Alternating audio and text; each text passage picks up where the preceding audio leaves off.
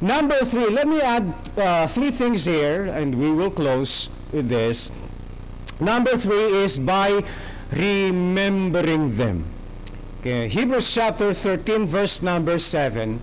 Sabi ng author ng Hebrews, remember your leaders. Okay? So, another way to appreciate our leaders is to remember them. To appreciate our God-given leaders, remember them, those who spoke to you the Word of God. Now, specifically, it talks about the shepherd, the pastors of the church. Okay?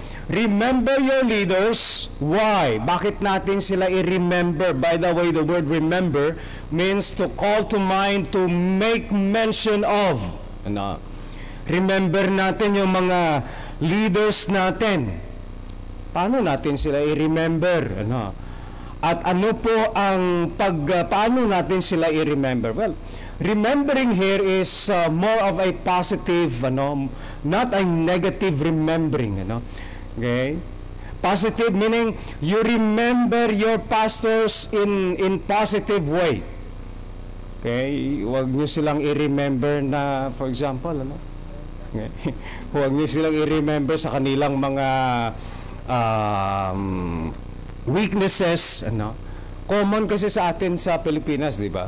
Mga leaders or pastors ng iglesia sa loob ng bahay, okay? Ni-remember nila yung pastor, kaya lang iba yung pinag-uusapan kay pastor, So, this is more of a positive remembering, to call in mind, okay? To remember your pastor, your leaders, your God-given leaders, okay? Kung gaano or ano ba sila, ano ba yung kalagayan nila ngayon, okay? Remember them in your prayers, remember them. Okay. It's good to remember your pastor even in little things. And more so in, of course, big things, Kailangan ko minsan ma-remember lang natin yung pastor kung may prayer request tayo. Pastor, please pray for me. Okay? Pastor, please, at least na-remember natin ang pastor. Okay? Okay? Kaya nga, siguro magandang i-pray sa Panginoon ng leader, Lord, bigyan mo sila palagi ng problema para ma-remember nila ako. Pwede bang ganyan, Okay? So, remember your leaders, remember your God-given leaders, not only in times of challenge, not only in times of needs, but also in times of blessings and joy. Okay? So remember them in all aspect ng buhay mo. Why? Because they are the ones who feed you with the Word of God. That is one reason. Okay? Why we need to remember our leaders, our God-given leaders? Because they feed us with the Word of God. Okay? Pinapakain nila tayo ng salita ng Diyos. And they're the ones who cause us to grow spiritually. And by the way, this word is a command, in present tense, which means this is a continuing action. Okay, so meaning you will always remember, you should always remember your leaders, God-given leaders, okay, in every situation. Now, remember this, that no other leaders can know your needs than those of your leaders or pastors or teachers in the church. Alam nila kung ano yung kailangan mo spiritually. Of course, today we're living in internet, and high technologies. Marami tayong mapakinggan na mga salita ng Diyos sa YouTube, sa Facebook, okay, online, social medias. But yung mga binibigay nila sa atin ng mga salita ng Diyos kung minsan, hindi tugma sa ating mga pangangailangan. They're just giving us general food. Okay? They're giving us general food. Food for our general consumption. Pero pag ang pastor mo sa loob ng iglesia, he knows the need of his members sa loob ng iglesia. And that's why he gives the word according to the needs of the members. He gives us the word to challenge us. Okay, bakit po? Kasi nakikita po ng pastor sa loob ng iglesia kung ano po ang pangangailangan ng mga miyembro. Kailangan ba ng member encouragement sa kanilang decision making? Kailangan ba ng members encouragement or guidance sa pagpili ng kanilang forever? Kailangan ba ng mga members na, di ba, alam ng mga pastors yan, and so they are the ones who feed you with the Word of God in order for us to be encouraged and nurtured. Okay? Alam ng mga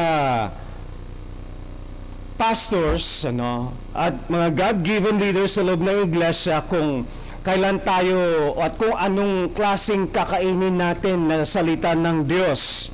Why? Because pastors, they knew the need of their members, of their sheep. And that's why sabi dito ng author ng Hebrews, remember your leaders, those who spoke to you the Word of God. And remembering, of course, it talks about appreciating your leaders. Okay? Remember them. Okay. Siguro in some instance, pag kumakain ka ng masarap, nare-remember mo ba si pastor mo? Si pastor kayo may pagkain doon, Pag kumakain ka ng tuyo, baka tuyo din yung ulam ni pastor. Okay? Call into mind your leaders. Okay? Ay pandemic, kamusta na kayo si pastor? Kamusta na kaya yung mga deacons namin? Kamusta na kaya yung mga leaders namin sa loob ng iglesia? Okay? Kaya lang, parang bihira yan lang nangyayari yan.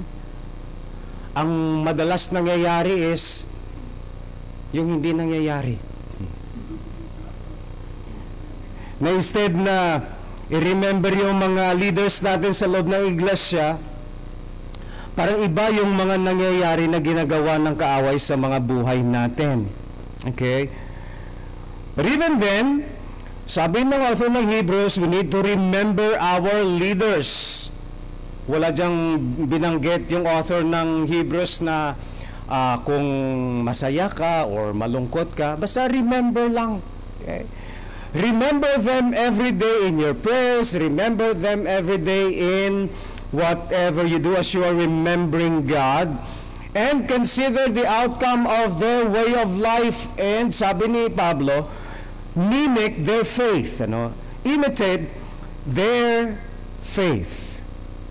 Okay, that is one thing. The second reason why we need to remember them, because they are your model.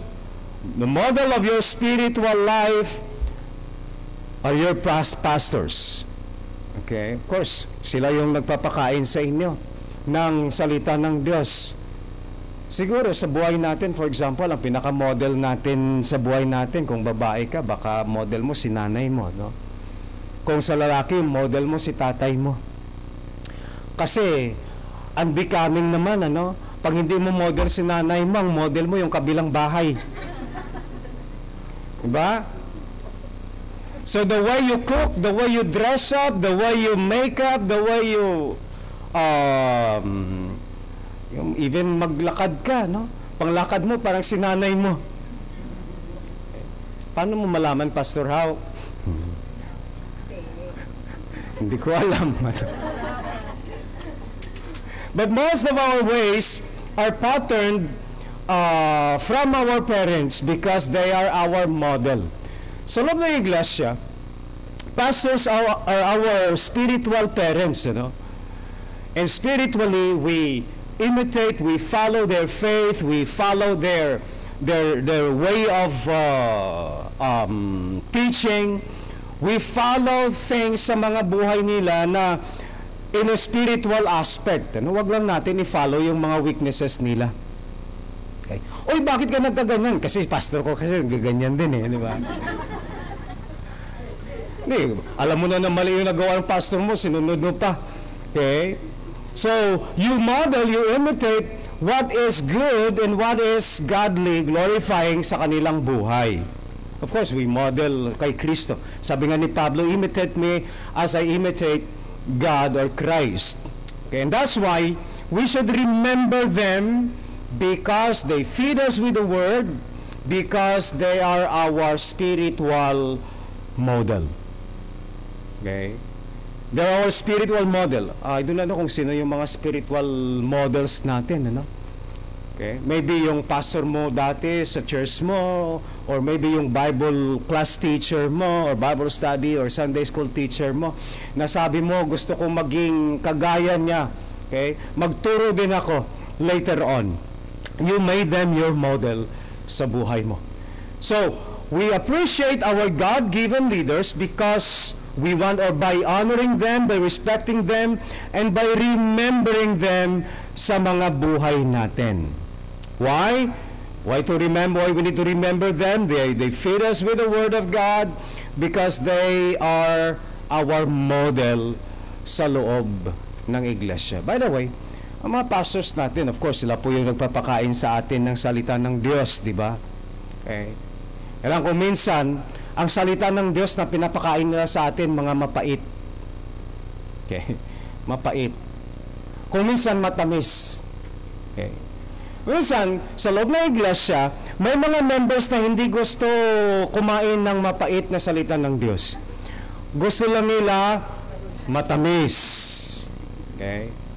They want to hear feel-good preaching na dapat encouragement lang lahat, dapat nako, delikado po yun kasi pag panay matamis yung kinakain mo, baka magkaroon ka ng spiritual diabetes. Mawalan ka ng paa. Okay? Delikado yun. So, dapat balance ang spiritual food. And so, the pastor, they knew how to balance your food. They preached on sin. Kasi ang sin lang naman yung mapait pakinggan, di ba? Okay. Because it deals with our personal walk with God, our relationship with the Lord. Okay? Kung may mga inuugoy-ugoy tayo na kasalanan, matatamaan ng salita ng Diyos na pinapakain sa atin ng mga alagad ng Diyos. Okay? So, kung minsan, pero of course, mapait man yung salita ng Diyos, basta salita ng Diyos, it is good for our spiritual health. Kasi with that, naaayos yung buhay natin. At sabi ko nga sa Sabado kahapon, nung maliit pa kami, pag may sakit kami sa bahay, kasi bata pa kami, hindi pa kayo marunong maglunok ng medical, ang gagawin ng nanay namin, tunawin yan sa kutsara. Tapos, hawakan yung ilong mo para magnganga ka, saka subo yung isang tablespoon ng medical. Ang pait pa naman nun. Kaya ayaw kong mag-take ng medical. Bakit? Kasi mapait. Okay lang sana kung hindi tinutunaw, hindi yung pait kasi ihilunok mo lang, di ba? Kung minsan sa buhay natin, pinapainom tayo ng medical dahil may sakit tayo. Kasi lahat ng mga pagkain ay mapait. Sa loob ng iglesia, parang I think ganun din, Pag may sakit tayo, lahat ng preaching mapait.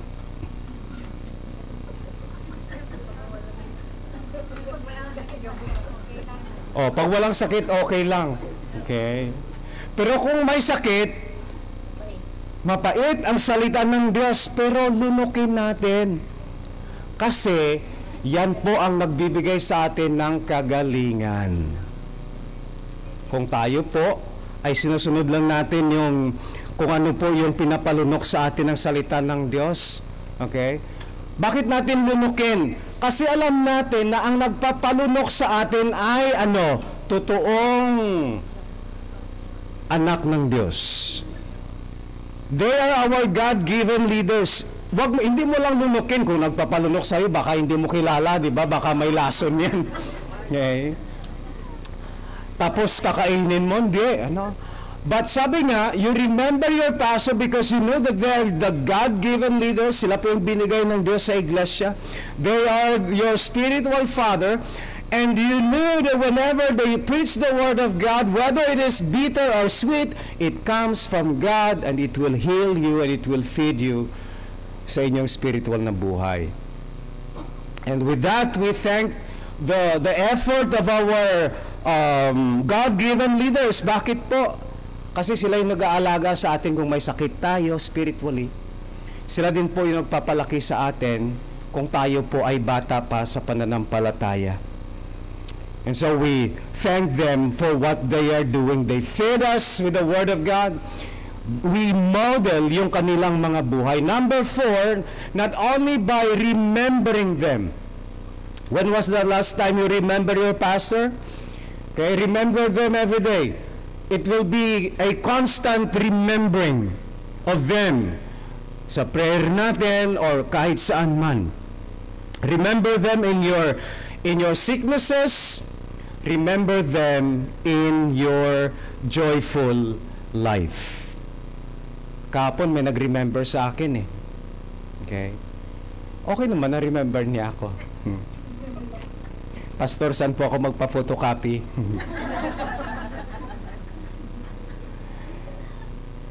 That's good, no? Bakit po? Kasi even in that small thing, you always acknowledge your pastor na siya po yung magtulong sa iyo. Okay? And that's good. That's a good practice. Starts with a little one or little things kasi later on may mga malalaki kang mga bagay na kailangan mong tulong ng pastor mo. Hindi ka na mahiya. Bakit? Hindi ka nga nahiya sa maliit, sa malaki pa. Di ba? Okay? So make it a practice in your life to remember your pastor, whether in your problem, whether in your needs, of course, whether in times of blessings and joy. Bakit po? Kasi yan po yung utos ng Biblia. Hindi ka po magkasala kung mag-ask ka ng prayer request sa pastor. Hindi ka po magkasala pag nag-ask ka ng tulong sa pastor. Bakit? Gawain niya ng pastor ang magtulong, ang mag-feed sa kanilang mga members. Okay? So number 4, by obeying them. So sabi ng verse number 17, obey your leaders and submit to them, for they are keeping watch over your souls as those who will have to give an account. Let them do this with joy and not with groaning, for that would be of no advantage to you. Now, paano pa natin i-appreciate yung mga pastors natin? Not even in monetary issues or aspect, but even in this character aspect natin, na ipakita natin sa ating mga God-given leaders. Alam niyo po, this is more than 1 million. Okay? Worth. Sabi ko nga, respect, appreciation, obedience, ito po ay hindi mabayaran ng pera. And when we do this, pinapakita natin ito sa mga leaders natin, these are worth more than 1 million pesos or dollars pa. Kasi hindi naman ito mababayaran ng pera. So how we obey, how we should obey, how we should demonstrate our obedience sa ating mga leaders. Why we need to obey them. And po, again, this is a command. That's the word, to persuade, to have confidence with our leaders. Okay, it is a command that, of course, needs to be done every day, every moment. Habang po tayo ay namumuhay, we should be respecting them, appreciating them, obeying them, remembering them. Which means, this will always be our life for them. As members, this is our way of appreciation sa ating mga God-given leaders. We should always obey them. Why? Because your leader comes from the Lord. They comes from the Lord, or they come from the Lord, and God wills, or God's will, that He is in the church of the Lord Jesus Christ. He is in the church of Christ.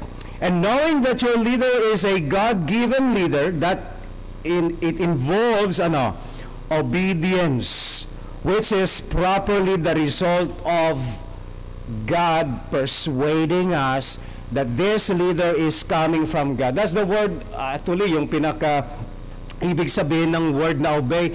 You obey them because you are persuaded that they come from God. That they are God-given leaders. And because you knew that they are God-given leaders, it is the will of God that they will lead the church, your church, the IBCF church, or saan mang mga churches natin sa Pilipinas, may mga pastors. God has placed them in that church to lead the people of God. And because it is God who placed them in that church, you obey them. Okay? You obey them. Why? Because it is God who placed them sa iglesia. That's why kung nagkasala yung mga pastor, wag nyo silang turisukin. Wag silang tirisin. Okay? Bakit? Doon muna kayo sa Panginoon. Panginoon, itong leader na nilagay mo dito. Hindi naman to nagpapakain ng tama. Okay? Palitan mo na kaya to, Lord. Si Lord na bahala dyan. Okay? But our duty as sheep, as members of the church, knowing that God has not mistaken to put a pastor in the church, our duty is to obey them. Yun po yung sabi ng Biblia. Okay? Again, hindi sinasabi dyan na obey your leaders if they are handsome, okay? They are faithful. They are 6-footer. They are white. Hindi nilagay dyan, di ba? Wala namang ifs dyan eh. So meaning, you just obey your leader. Why? Because you are persuaded that your leader comes from God. At maganda yung prinsipyo ni Haring David, di ba? Even kung minsan yung leader ay namumuhay na sa hindi tama, of course, may mga leaders na ganyan, ano? May mga leaders na na-fall into sin. But again, it is not our duty to judge them, to kill them. In fact, yun po yung nangyari kay David at saka kay Saulo, di ba? Remember, King Saul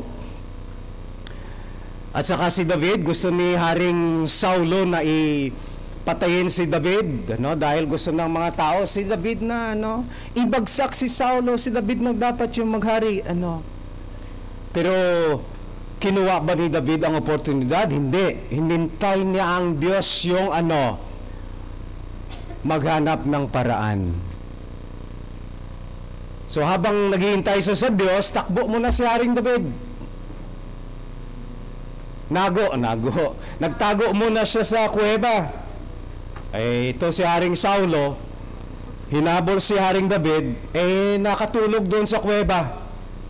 Andun din si Haring David, or si David, hindi pa siya hari at that time. Pero sabi ni Haring David, wala akong atraso sa iyo, hindi ako galit, maski niplano mo pa na isabit ako sa javelin sa wall, Kasi 'di ba pinana siya ni Saulo. Pero hindi nagtanim ng galit ng puot si Haring David. Paano natin nasabi? Kasi nung natulog si Saulo sa kuweba, pwede niya na sanang patayin, 'di ba? Okay. Pero ang ginawa niya, tinanggalan niya lang ng maliit na na saya, part ng kanyang saya, nakatulog lahat. And then tumakbo si Haring David at on the other side nagsigaw siya doon sa kabilang banger, nagsigaw siya, King Saul, ito po palatandaan na hindi ako galit sa iyo. Kasi kung galit ako sa iyo, sana ngayon hindi ka na makarinig sa akin. Okay. Bakit po? Anong prinsipyo ni Haring David? He knew that Saul was God's anointed leader of Israel. And because of that, sabi ni Haring David, I will not touch the anointed of God. Maski tinangkaan niya pa akong patayin, I do not know kung may pastor na nagtangka ng buhay natin. Okay? Pero if ever meron man, i-report na lang natin sa pulis. O sa Diyos. Okay? Lord, kunin mo na tong leader na ito. Kasi hindi na siya kaaya-aya sa inyong kaharian. Ano? At yan po, si Haring David, hindi niya nilagay yung hostisya sa kanyang kamay, but he still respected Saul because Saul was God's anointed leader. And indeed, God dealt with Saul according sa divine judgment ng Panginoon. But for David, he still wanted to maintain that respect to a God-given leader like Saul. Siguro hindi naman umaabot ng ganyang mga issue sa loob ng iglesia natin. Okay? Sabi nga natin, common naman yan na may mga leaders talaga na, of course, hindi naman perfecto yung mga leaders natin, hindi naman sila anghel. Or maski anghel pa nga, na nahuhulog pa rin, Satanas, nahulog, Okay? But the thing is, we should always do our duty as members of the Church of the Lord Jesus Christ by obeying our leaders. Why? Kasi sabi ko nga, we are persuaded and we knew 100% that they come from God. Our leader comes from the Lord, and that's why we need to obey them. Number 5. Dito tayo mag-close, Ay, salamat, Pastor, Okay. Medyo mapait-pait to, number 5. By submitting to them. Sabi ni Pablo, author ng Hebrews, obey your leaders and submit to them. For they are keeping watch over your souls as those who will have to give an account. Let them do this with joy and not with groaning. May mga pastor din na nag-groan, alam niyo ba? For that would be of no advantage to you. So not only we obey them and we remember them, additional sa ating pinag-aralan, but lastly, we need to submit to them. Obey and then submit. Again, this is in a present tense, which of course mean that is a continuing action. Okay, indicates a continuous action. Maybe it happens continuously or repeatedly, but we need to do that, especially sa buhay natin sa loob ng iglesia. Okay? And to submit means to resist no longer or to give way or to yield, or to submit.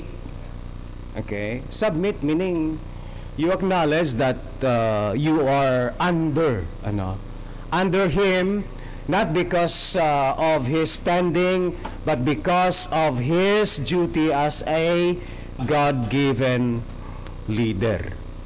Okay? So to resist no longer, to give way, to yield to authority and admonition, which means you should always obey and submit to your God-given leaders. Again, bakit tayo mag-submit, mag-appreciate, mag-respect, mag-obey? Dahil nga sila po yung nilagay ng Diyos sa loob ng iglesia. Now, leaders, here, yung pinakatinutukoy ng author ng Hebrews dito are mga shepherd, pastors. Okay? Primarily, pastors are the ones who are leading the church of the Lord Jesus Christ, not deacons, not directors. Spiritually speaking, leaders are pastors. But praise the Lord, may mga deacons tayo, may mga ibang mga leaders na tumutulong para po sa ministeryo ng Diyos sa loob ng iglesia. And we appreciate yung mga leaders natin, ibang mga leaders natin sa loob ng iglesia. Okay? So bakit natin mag-submit or tayo mag-submit sa mga binigay ng Diyos na mga leaders or pastors sa loob ng iglesia? Number 1, because they watch over your souls. binabantayan nila yung mga kaluluwa natin. Kung saan napupunta yung kaluluwa natin. Kung wala yung kaluluwa mo ngayon, hahanapin ka ng pastor, bakit yung kaluluwa ni sister o ni brother Juan wala dito? Okay. Kasi pastor, sabi niya, dito lang daw yung kaluluwa niya, dito sa upuan, kaya bakante itong upuan, pero yung katawan niya wala dito. Okay. Pwede bang ganyan? Okay. His soul or her soul is here with us, but his body is not with us.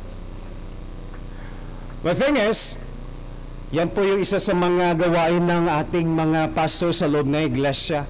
Sila po ay tagabantay ng ating mga kaluluwa. Kung ang kaluluwa natin ay napariwara, gawain ng mga pastor na magpabalik. Kaya lang, mayroong kaluluwa talaga na ayaw bumalik. Hindi galing impyerno, ah. Meaning, sa loob ng iglesia, of course, common naman yan na mayroong mga weaknesses, mayroong mga hindi pagkakaintindihan. Okay. Pero as long as gusto ng pastor na lahat ng mga kaluluwa sana ay magtipon-tipon at mapag-ayos ng lahat ng mga hindi magandang nangyayari sa loob, because that is the heart of the pastor, to unify the hearts and the souls of the people so that the ministry will not be a burden. Kaya lang may mga kaluluwa talaga na ayaw magsunod, ano. Well, maybe dahil alanganin pa sila o hindi pa sila handa, we respect them. Okay? And I believe hindi yan nangyayari lamang dito sa iglesia natin, but sa maraming mga iglesia. I talked to one pastor this week. Sabi niya, tinatanong siya ng mga ng mga leaders niya, bakit yung iba wala na? Anong ginagawa mo, pastor, sa kanila? Sabi ng pastor, sila po ay nawala dito. Alam niyo ba kung bakit? Hindi ako ang dahilan. Sabi niya. Alam niyo ba anong dahilan? Utang. Sabi ko, nangyayari diyan sa church ninyo? Sabi niya, marami kami member pastor sa loob ng iglesia na wala na dahil sa ganyan. And then, pangalawa, nawala na sila sa iglesia pastor dahil ayaw nilang makinig sa preaching ko about sa kasalanan nila. Kasi, sabi niya, pastor, sa aming iglesia, maraming mga November 1 Christians.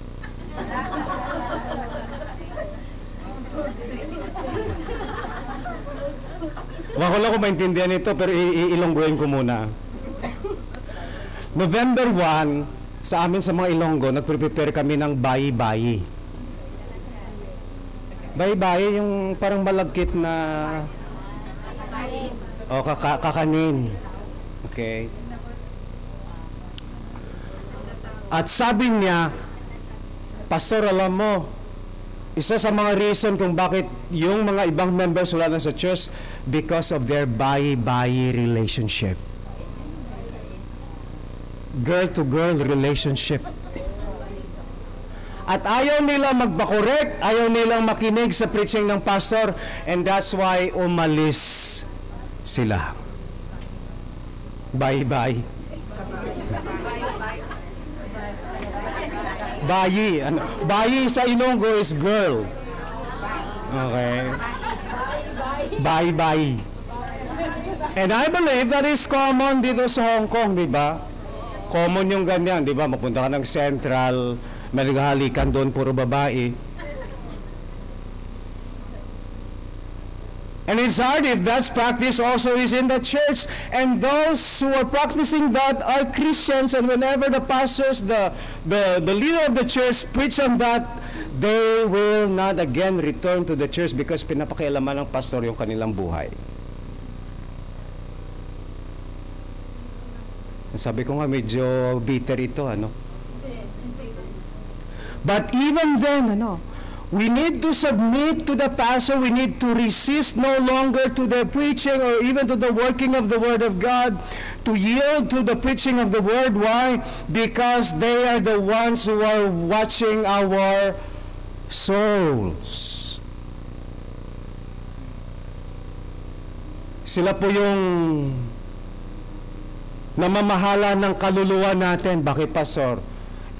Yun po yung gawain na binigay ng Diyos sa kanila eh. Diba? That's the work of the pastor, to watch over your souls. And that's why kung ang pastor nagpapakialam sa mga souls natin, huwag tayong umalis sa iglesia.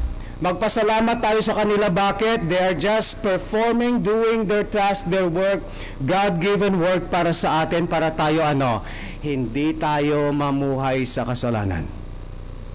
Hindi tayo mahulog sa kasalanan. Why? Kabalo. Alam naman natin na yan po, ang gawain na yan ay abomination sa harapan ng Diyos. Even all sins are abomination in the sight of God.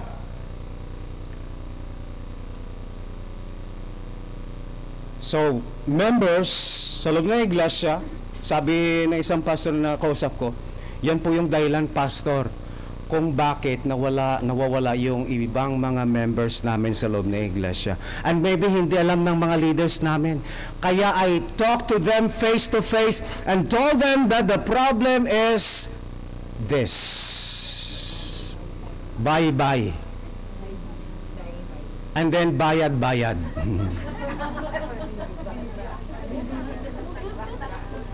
By the way, if ito lang na-learn ko dito sa church natin, or even sa ministry dito sa Hong Kong, if ever will start anew, I would not allow sa loob ng iglesia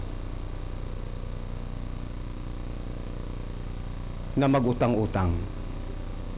Bakit? Kasi isa po sa mga dahilan yan na sumisira ng iglesia ng Diyos.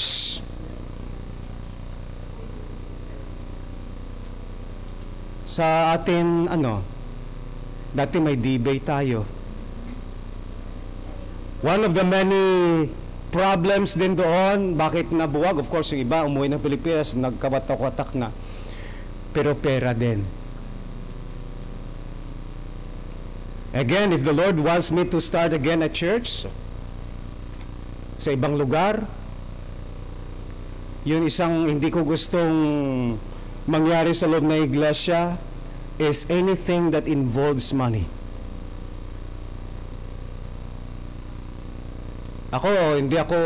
Maganda din yung yung ginagawa ninyo na paluwagan.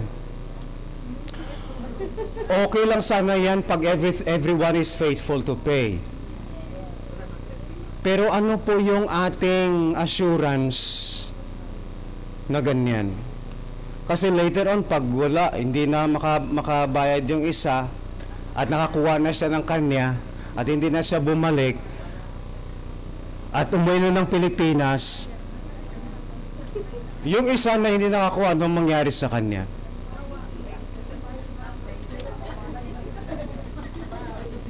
So as far as a pastor would like to watch over your souls, one of the issues that need to be tackled also is things, or one of the many issues na dapat i-tackle din as part of soul watching of the pastor is the issue of money.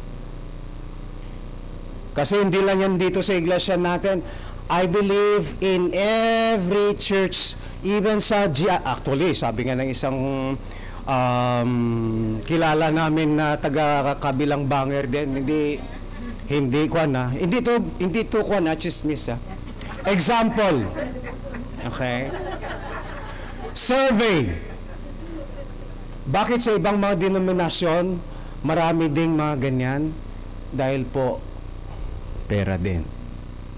At alam natin sa Hong Kong, ganyan po ang nangyayari. Kultura ng mga OFWs magpahiram ng passport nila isang sa finance, sa tao. Okay? At dahil dyan, marami ding mga OFW na gustong makabawi, yun, mga baguhan. Yun naman yung hinihila nila.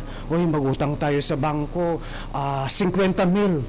Hati tayo, kailan gamitin natin yung passport mo? Okay? Pero, babayaran lang kita monthly. O, 2 buwan, pagkatatlo, wala na. Bye-bye. Hindi mo na mahagilap. Bakit po? Kasi po, yun yung ginawa sa kanya at gusto yung bumawi, ginawa niya sa'yo. Networking.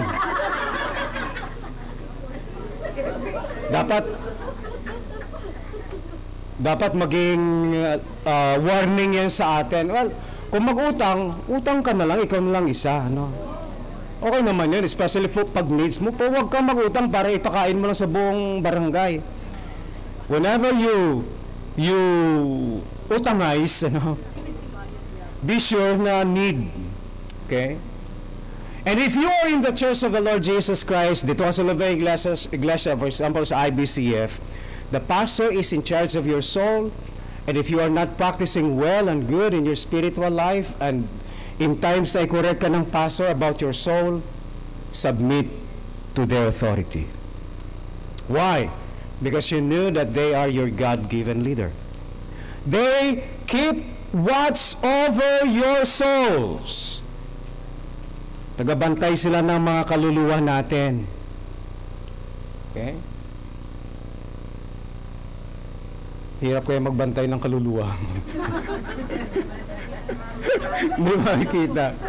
Punta ka sa sementeryo. Anong ginagawa mo dyan? Magbantay ng kaluluwa.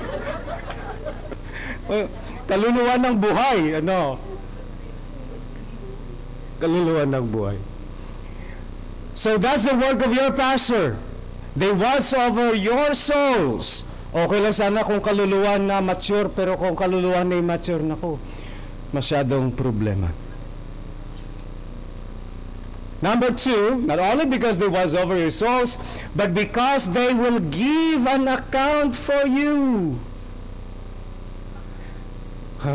Maganda sana kung bank account, give your bank account to me.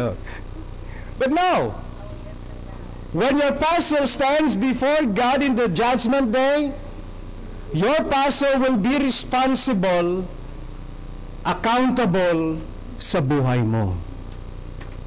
How he feeds you with the word, how he guides you, how he leads you into the springs of living water.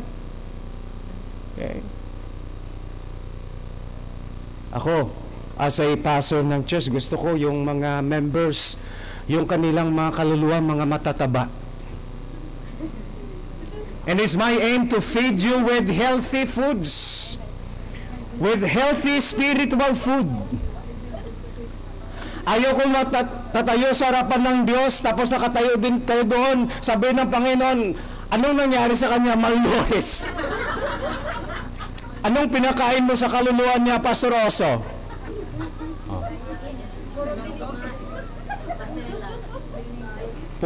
Siguro puro junk food yung pinapakain mo sa mga anak ko. Diba? Prutas, daming prutas. So, we respect, we give thanks sa mga pastors natin, by submitting to them because we are the ones responsible for your souls. It is your life, your spiritual life is not the responsibility of your deacons. Your spiritual life is not the responsibility of your directors. Sabi ng Biblia, sino responsibilidad, accountability ang kalab mo? God-given leaders. Shepherds.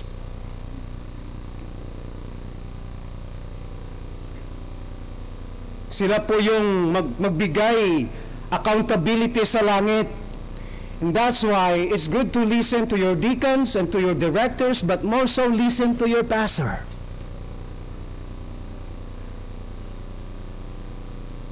Because they will not be responsible for your soul. Your pastor, sino man po yung pastor na tatayo dito sa iglesia later on, sila po ang responsible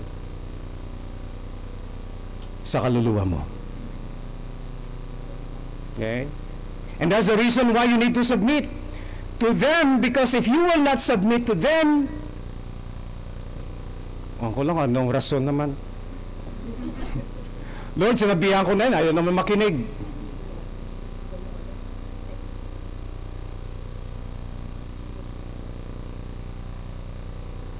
So although it's Thanksgiving Day, it's good, to thank for our leaders, but we're also reminded that we need to thank them, and the way we thank our leaders is by submitting to them.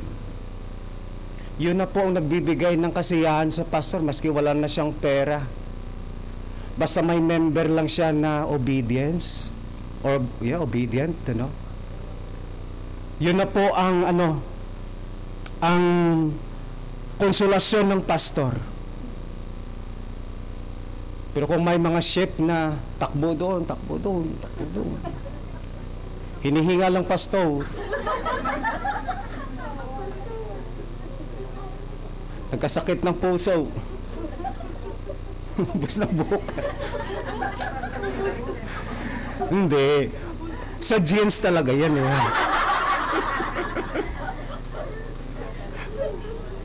sa genes yan. Though we thank our pastor for what they are doing, let us also remember our duty to them. To submit. Bakit po? Submit tayo dahil alam natin na sila pong nilagay ng Diyos. Ako, kung hindi ako nilagay ng Diyos dito, wala na ako dito. But as long as God has put me here, I believe that it is still God who puts me here. And to do my job is to watch over your souls and to feed you with the Word of God and to help you wherever God leads you to be. Spiritual leadership. Kasi kung hindi na gusto ng Diyos na mag-lead ba ako, tanggalin ako ng Panginoon. Pastor Oso, uwi ka na ng Pilipinas. Sige Pastor, rapture na tayo mamayang gabi, iwan mo na sila. But as long as we are together in the church of the Lord, submit, respect, remember, appreciate your God-given leaders. The reason of all reasons is that because there is a warning. Now let me close with a warning. Warning number 1, sabi ng author ng Hebrews, obey, submit, remember, let them do this with joy. And number 1. And not with groaning. Okay? Let them do this with joy. Hayaan mong gawin nila na may kasiyahan at walang at hindi Anong groaning sa Tagalog?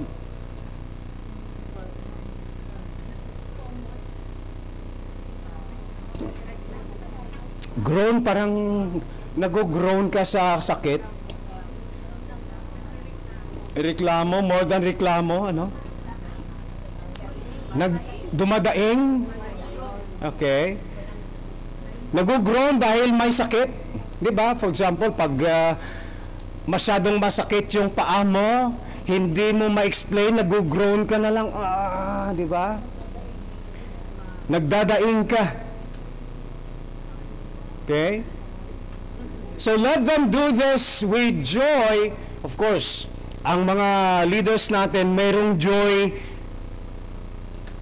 kung of course lahat ay masaya. Mayroong joy. Siyempre, mayroong joy.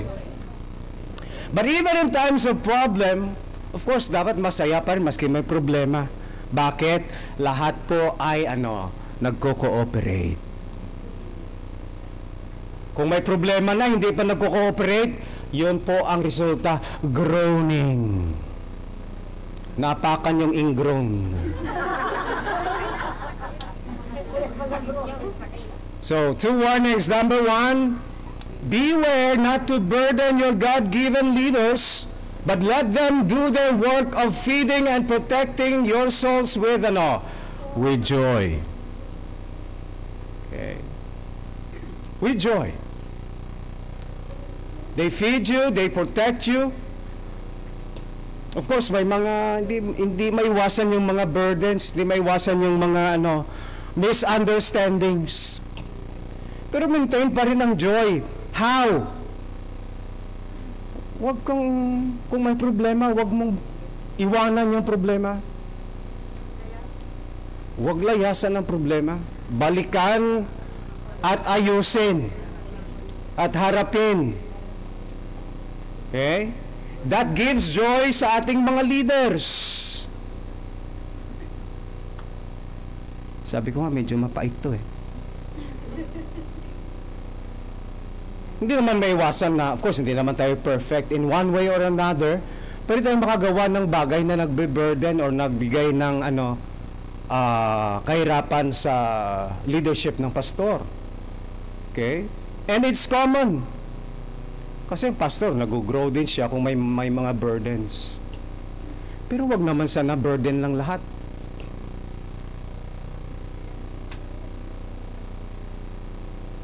Huwag naman palaging ganun ka na lang palagi. Lahat tayo mayroong mga, sabi ko nga, may mga weaknesses tayo, lahat tayo mayroong mga failures. But the only way that we can still be joyful in the work is not to major on our weaknesses, but majoring in forgiveness. Kasi mas sobra pang joy pag nasolve na yung mga problema, di ba? Okay. Question maybe is, am I giving burden sa iglesia? Kung ako lang palagi yung burden sa iglesia, Lord, kunin mo na lang ako. Kasi masyado na akong mabait.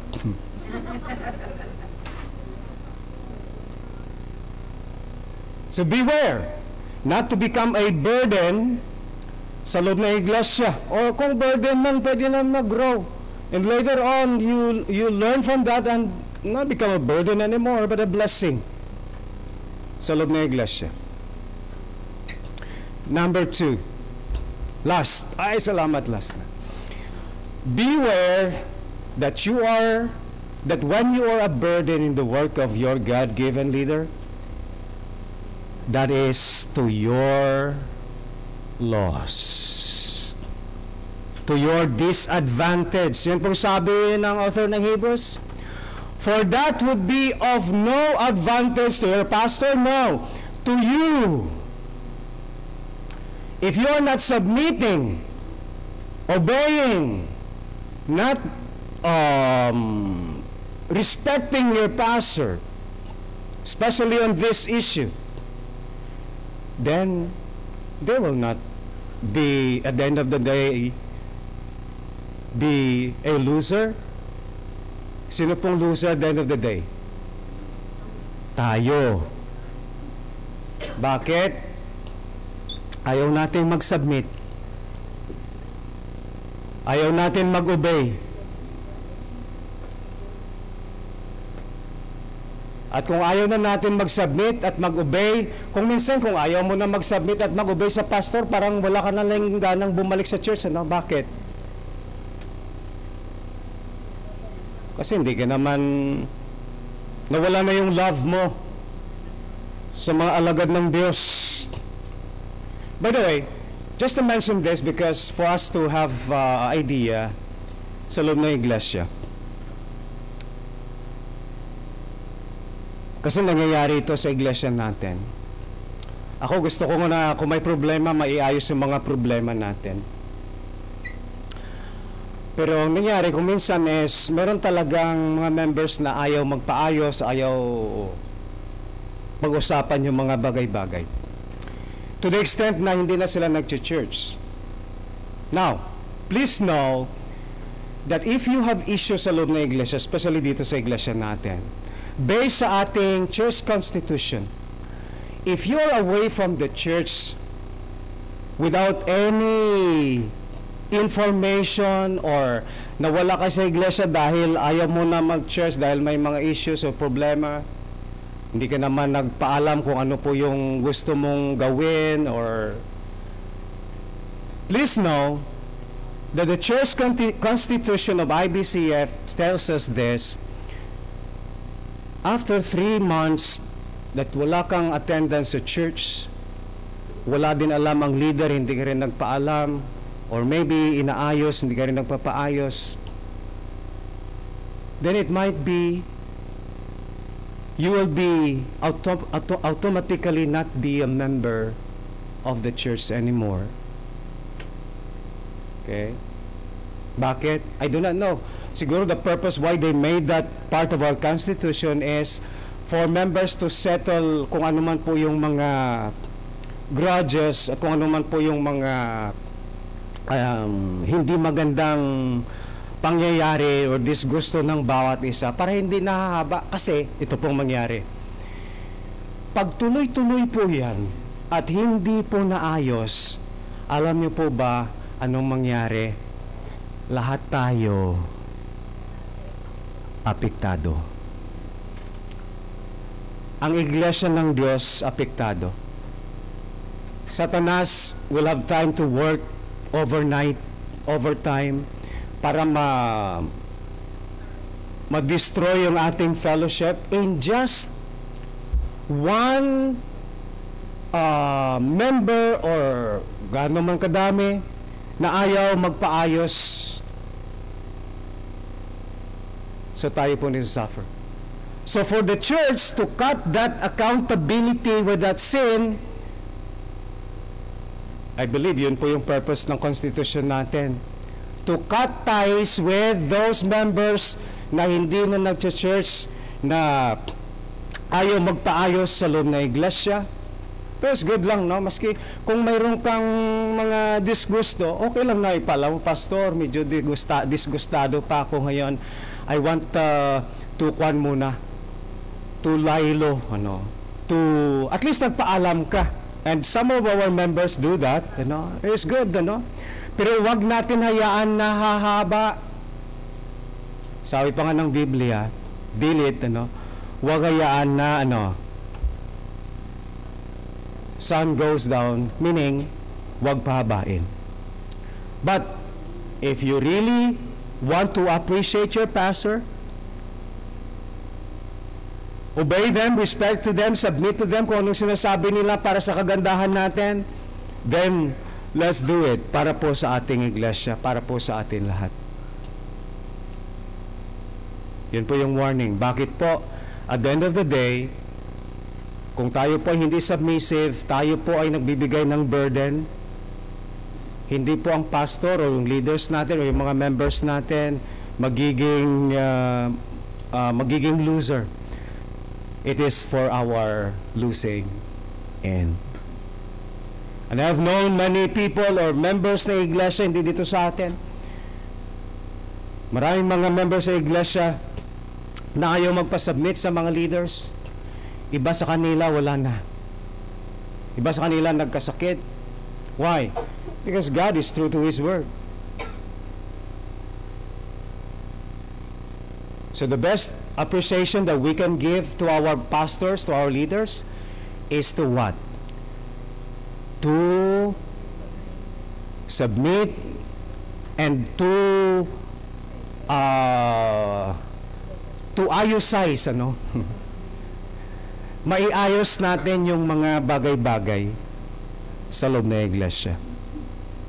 And that's why it's our plan also for this year, before we start the year 2024.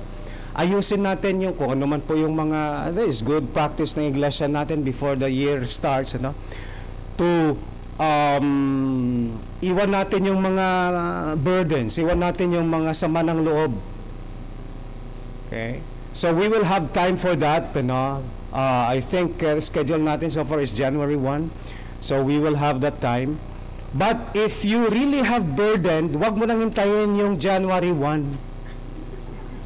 Go to that person, and iayos yung mga bagay na dapat ayusin, because that is for our good.